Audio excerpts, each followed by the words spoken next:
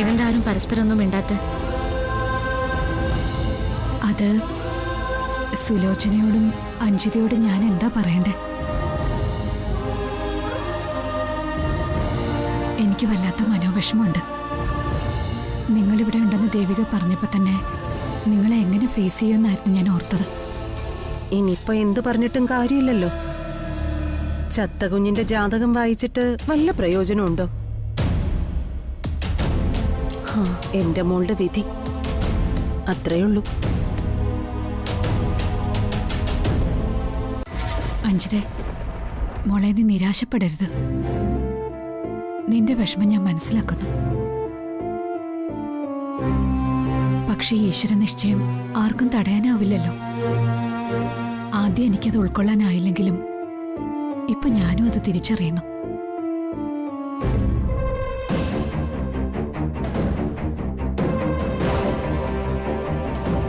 നീ സങ്കടപ്പെടാതെ. ഋഷിയേക്കാൾ എന്തുകൊണ്ട് നല്ലൊരു പയ്യനെ നമുക്ക് കണ്ടെത്താം. അതിനുവേണ്ടി ഞാനും ശ്രമിക്കാം. എത്രയും പെട്ടെന്ന് തന്നെ നിന്റെ കല്യാണം നടക്കും. ആരൊക്കെ വന്നാലും അവരൊക്കെ ഋഷി സാറിന് തുല്യം ആവില്ലല്ലോ മാഡം.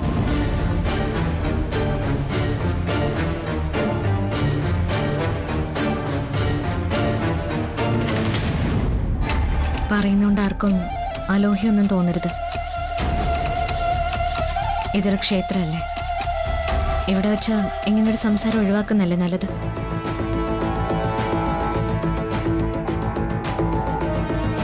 ഗോപികെ, മോളൊന്ന് വന്നേ.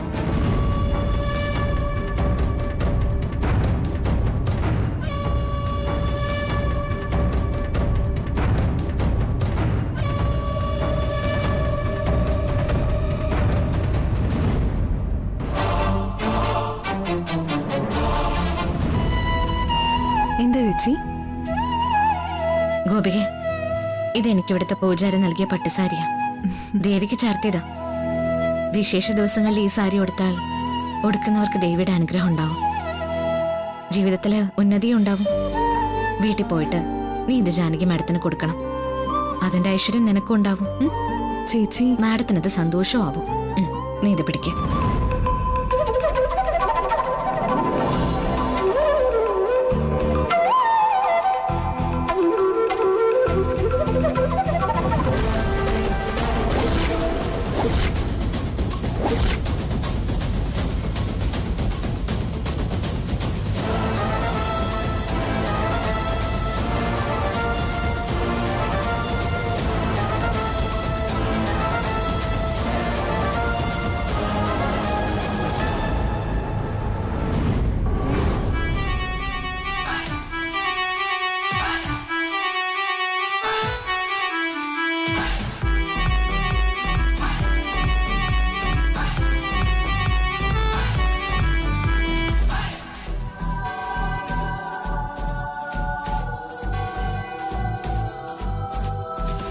നക്ഷത്രങ്ങൾ വാനിൽ കൂടുകൂട്ടും സ്നേഹം മണ്ണിൽ ജാതനായി ബത്ലഹേമിൻ താരപുത്രനായി ഉണ്ണീശോ ജാതനായി.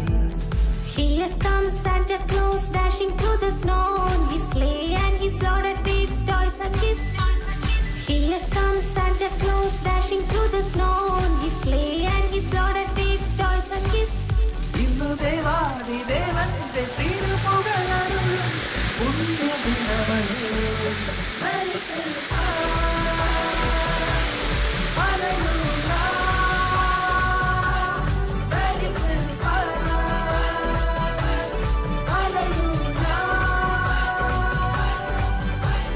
നക്ഷത്രങ്ങൾ വാനിൽ കൂടുകൂട്ടും സ്നേഹം മണ്ണിൽ ജാതനായി ബത്ലഹേമിൻ താരപുത്രനായി ഉണ്ണീശോ ജാതനായി.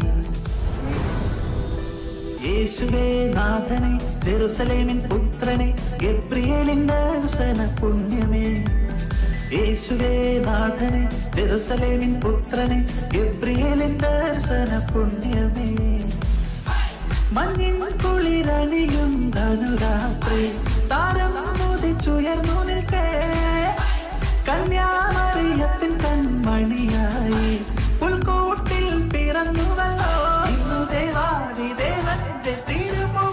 സിദ്ധു മോനെ അങ്ങോട്ട് പോവണ്ട. അയ്യോ. ഏ?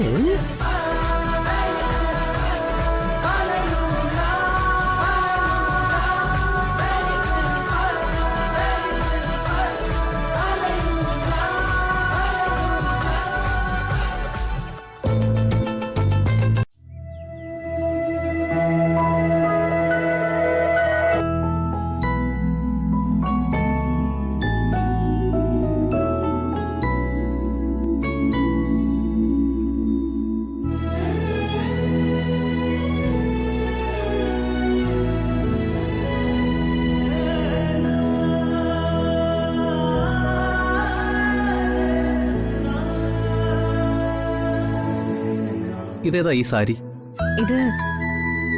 ഇത് ക്ഷേത്രത്തിൽ നിന്ന് കിട്ടിയതാ. കൊള്ളാലോ. ഞാനും അമ്മയും കൂടെ ക്ഷേത്രത്തിൽ പോയപ്പോ അവിടെ ദേവികേച്ചിയും സുലോചന ആന്റി അഞ്ജുതയൊക്കെ ഉണ്ടായിരുന്നു. എന്നിട്ട് എന്നെ അമ്മ ഒരുമിച്ച് കണ്ടപ്പോ ചേച്ചിക്ക് സന്തോഷായി. ആന്റി അഞ്ജുതയും പ്രത്യേകിച്ചൊന്നും മിണ്ടിയില്ല. അവര് മിണ്ടില്ലല്ലോ. ദേവികേച്ചി പ്രത്യേകിച്ച് എന്തെങ്കിലും പറഞ്ഞു? അങ്ങനൊന്നും പറഞ്ഞില്ല. ഈ സാരി ഞങ്ങള് ചെല്ലുന്നതിന് മുൻപ് തിരുമേനി ദേവികേച്ചിക്ക് കൊടുത്തതായിരുന്നു. ഒരുപാട് പ്രത്യേകതകളും ഈ സാരിക്കുണ്ട്. ഈ സാരി ഉടുക്കുന്നവർക്കേ സമാധാനവും സന്തോഷവും എപ്പോഴും ഉണ്ടാവും. അതുകൊണ്ട് ഈ സാരി ഋഷിയുടെ അമ്മയ്ക്ക് കൊടുക്കണമെന്ന് പറഞ്ഞ ചേച്ചി എന്നെ ഏൽപ്പിച്ചത്. ഞാൻ കാരണം ഋഷിയുടെ അമ്മയ്ക്ക് മനസ്സമാധാനക്കേട് മാത്രമല്ലേ കിട്ടിയിട്ടുള്ളൂ. ഒരുപക്ഷെ ആ സമാധാനക്കേട് ഈ സാരി കാരണം മാറിയാലോ. ഈ സമയത്ത് ദേവാദിന് ഏറ്റവും കൂടുതൽ ആവശ്യം അമ്മയ്ക്കല്ലേ. അതുകൊണ്ട് ഈ സാരി അമ്മയ്ക്ക് കൊടുക്കുന്നതന്നെയല്ലേ നല്ലത്. തീർച്ചയായിട്ടും ഇത് അമ്മയ്ക്ക് തന്നെയാ കൊടുക്കേണ്ടത്.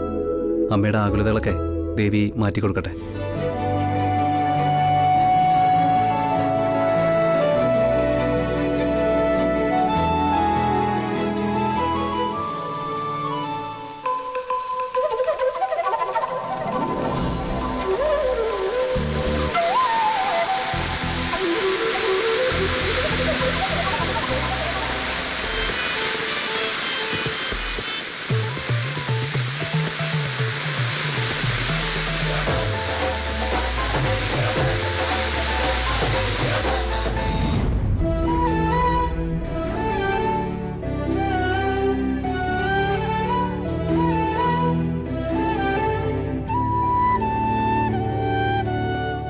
അമ്മേ,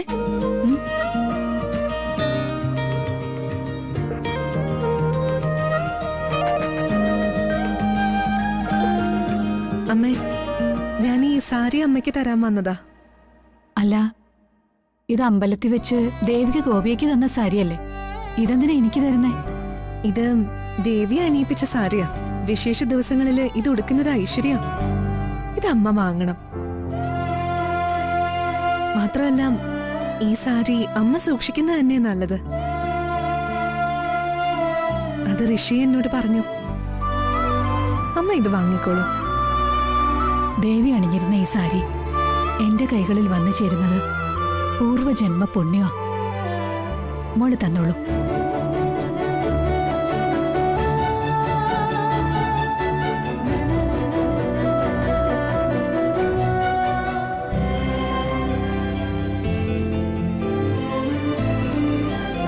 ഇത് നമ്മുടെ കുടുംബത്തിലേക്ക് വന്ന ദേവിയുടെ അനുഗ്രഹം. ഇത് ദേവിയുടെ ശക്തിയായിട്ട് എന്നും അമ്മയോടൊപ്പം ഉണ്ടാകും. എന്നാ ഞാൻ ചെല്ലട്ടെ അമ്മ? ശരി. ശരി അമ്മ.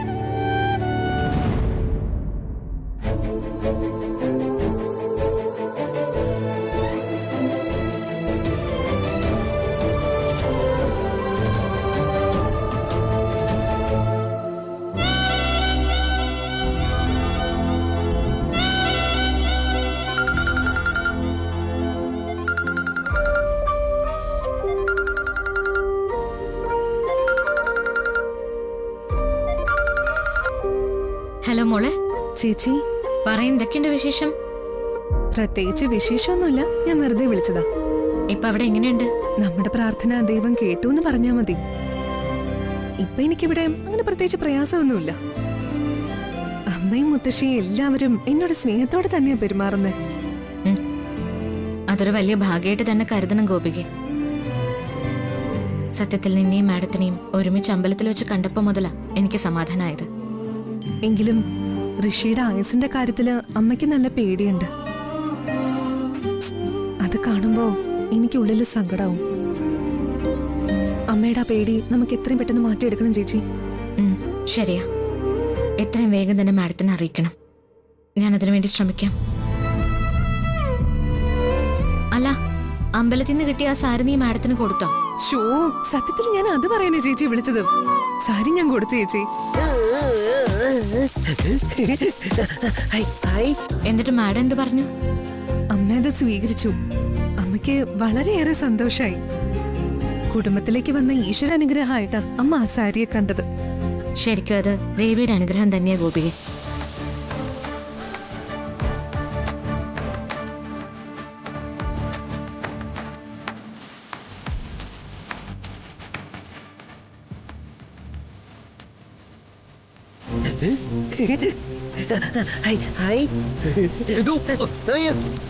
വീട്ടിനകത്താണോ കത്തിക്കുന്നത്? ഇങ്ങോട്ട് ശരി ചേച്ചി, ഞാനെന്നേ പിന്നീട് വിളിക്കാം. ശരി. ആ ശരി ചേച്ചി.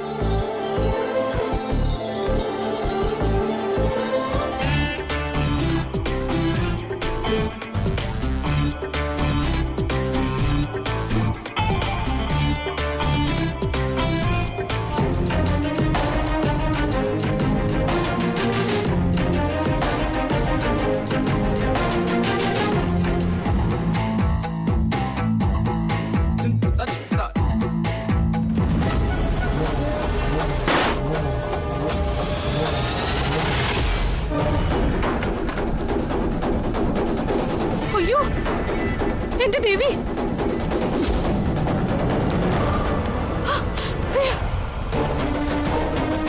മഹേട്ടാ! അമ്മേ! മഹേട്ടാ! ഓടി വാ! അയ്യോ! മഹേട്ടാ, ഓടി വാ! ഇത് കണ്ടില്ലേ? അയ്യോ, എന്താ? എന്റെ ദേവി! എന്താ പറ്റിയെ? മോനെ, മോനെ, സൂക്ഷിച്ച്! സൂക്ഷിച്ച്! മോനെ, ഋഷി!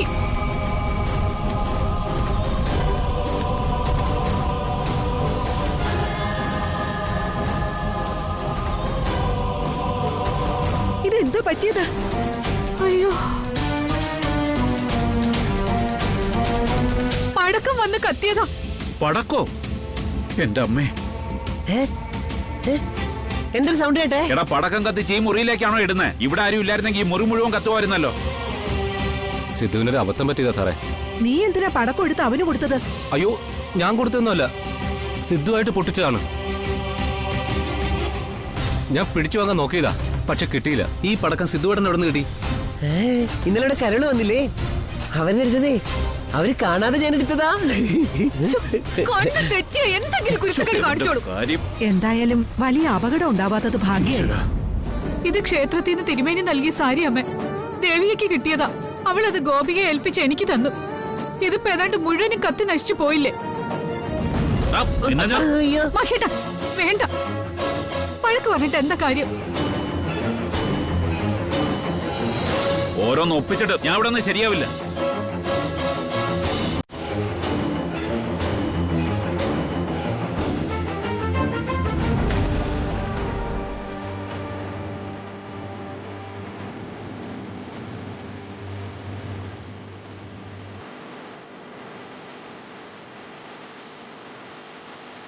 ഇത് വല്ലാത്തൊരു അവശകുനം തന്നെ ആയിപ്പോയി. ചിലപ്പോ വരാൻ പോകുന്ന അപകടങ്ങളെ കുറിച്ചുള്ള അടയാളം തന്നെ ആയിരിക്കും ഇത്.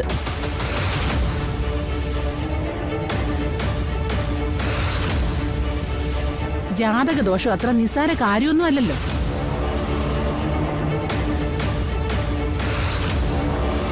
മായേ, എന്റെ മോന്റെ ശ്രദ്ധക്കുറവ് കാരണം ഇതിനകത്തൊരു പടക്കം വീണ് ഈ സാരി കത്തിപ്പോയി. അത്രേ ഉള്ളൂ. അതിനപ്പുറം കൂടുതലൊന്നും തലങ്ങാരിട കീറി പരിശോധിക്കണ്ട. ഗോപികെ, നീ ഇതൊന്നും കണ്ടും കേട്ടും വിഷമിക്കണ്ട. ആപത്തൊന്നും ഉണ്ടായില്ലല്ലോ. പോട്ടെ. ഇനി ഇതേക്കുറിച്ച് ഒരു സംസാരം ആർക്കും വേണ്ട. നിങ്ങളെല്ലാരും ഒന്ന് പുറത്തുപോയേ. എനിക്കിവിടെയൊക്കെ ഒന്ന് ക്ലീൻ ചെയ്യണം.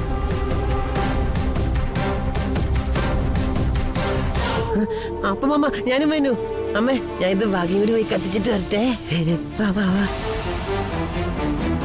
ചെല്ല്. ഗോപിക വാ.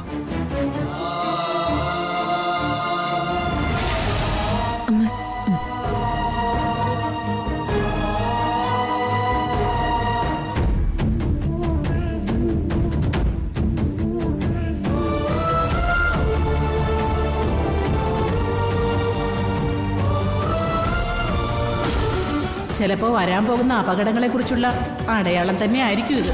ജാതക ദോഷം അത്ര നിസ്സാര കാര്യമൊന്നും അല്ലല്ലോ.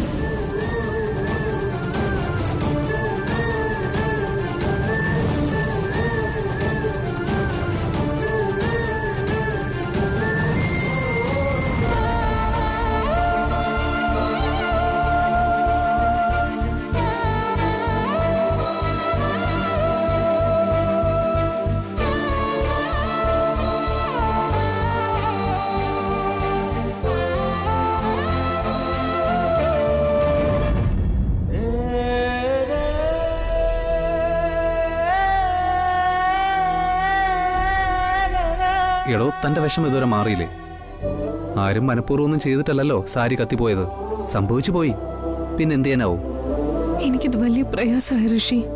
അടുത്ത പ്രാവശ്യം ക്ഷേത്രത്തിലോട്ട് പോകുമ്പോ ഈ കാര്യം തിരുമേനിയോട് പറ. എന്തിനും ഒരു പരിഹാരം ഉണ്ടാവുമല്ലോ. ഇതല്ലെങ്കിൽ ഒരു പക്ഷേ കത്തിപ്പോയ സാരിക്ക് പകരം ദേവി അണിയിച്ച മറ്റൊരു സാരി തിരുമേനി തന്നാലോ? അതുകൊണ്ട് താൻ ഈ സങ്കടമൊക്കെ മാറ്റിവെച്ചിട്ട് വീട്ടിലേക്കൊന്ന് വിളിക്കേ. നാളെ നമ്മുടെ ക്ഷേത്രത്തിലെ പൂജയും കാര്യങ്ങളൊക്കെ ഉണ്ട്. നമ്മുടെ കുടുംബത്തിന്റെ വകയായിട്ടാണ് നടത്തുന്നത്. അതിലെല്ലാവരും പങ്കെടുക്കണം. ഗോപികയുടെ കുടുംബക്കാരും. ദേവികേച്ചി വിളിച്ചിട്ട് നാളെ എല്ലാവരും കൂടെ ക്ഷേത്രത്തിലേക്ക് വരണമെന്ന് പറയും. ശരി.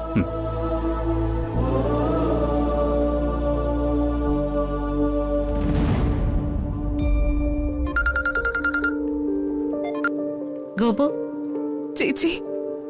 എന്താ ഗോപിക, എന്തു പറ്റി? നിന്റെ ശബ്ദത്തിന് എന്തോ ഒരു വ്യത്യാസം. നീ സങ്കടപ്പെടുകയാണോ? ചേച്ചി, അമ്മയ്ക്ക് കൊടുത്ത ആ സാരി ഉണ്ടല്ലോ, അത് കത്തിപ്പോയി. കത്തിപ്പോയോ? എങ്ങനെ? സിദ്ധുവേട്ടൻ ഇവിടെ മുറ്റത്ത് പടക്കം പൊട്ടിക്കായിരുന്നു. അപ്പൊ ആ പടക്കം ചെന്ന് അമ്മയുടെ മുറിയിൽ വെച്ചിരുന്ന ആ സാരിയിൽ വീണു.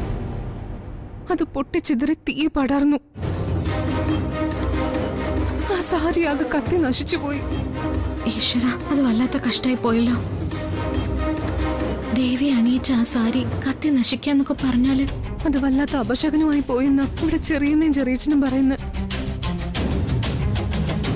അതിനാണോ നീ സങ്കടപ്പെടുന്നത്? സാരി കത്തിപ്പോയത് എന്റെ ജാതകദോഷം കൊണ്ടാണെന്ന് അവര് പറയുന്നത്. എന്നിട്ട് ജാനകി മാഡം എന്തു പറഞ്ഞു മോളെ? മാഡം നിന്നെ കുറ്റപ്പെടുത്തിയോ? ഇല്ല, ഇതൊന്നും എന്റെ ജാതകദോഷം കൊണ്ട് ഉണ്ടായതല്ലെന്നാ അമ്മ പറഞ്ഞത്. ഭാഗ്യം, മാഡം ഒന്നും പറഞ്ഞില്ലല്ലോ. എന്തായാലും സത്യം എത്രയും പെട്ടെന്ന് അമ്മയെ അറിയിക്കണം ചേച്ചി. ഇല്ലെങ്കിൽ എനിക്കിവിടെ ഒരിക്കലും സമാധാനമായിട്ട് കഴിയാൻ പറ്റില്ല. ഗോപിക, നീ ഒന്നും കൊണ്ടും പേടിക്കേണ്ടതില്ല. സമാധാനായിട്ടിരിക്കുക കേട്ടോ. പിന്നെ ചേച്ചി, വേറൊരു കാര്യം കൂടി പറയാനുണ്ട്. എന്താ മോളെ? പറഞ്ഞോ. നാളെ ഇവിടുത്തെ അമ്പലത്തില് പൂജയും കാര്യങ്ങളൊക്കെ ഉണ്ടത്രേ. ഋഷി പറഞ്ഞു നിങ്ങളെ എല്ലാരെയും ക്ഷണിക്കാൻ. അതുകൊണ്ട് ചേച്ചി ഒരു കാര്യം ചെയ്യണം. ചേച്ചി എല്ലാരെയും കൂട്ടി ക്ഷേത്രത്തിലോട്ട് വരണം. അതിനെന്താ, വരാലോ. ഗോപിക. ചേച്ചി. ഗോപിക ആരുടെ അടുത്ത് സംസാരിക്കണേ? ചേച്ചിയാ. ചേച്ചിയാണോ? ഗോപികയുടെ ചേച്ചിയാണോ? എങ്കിൽ എനിക്ക് സംസാരിക്കണം.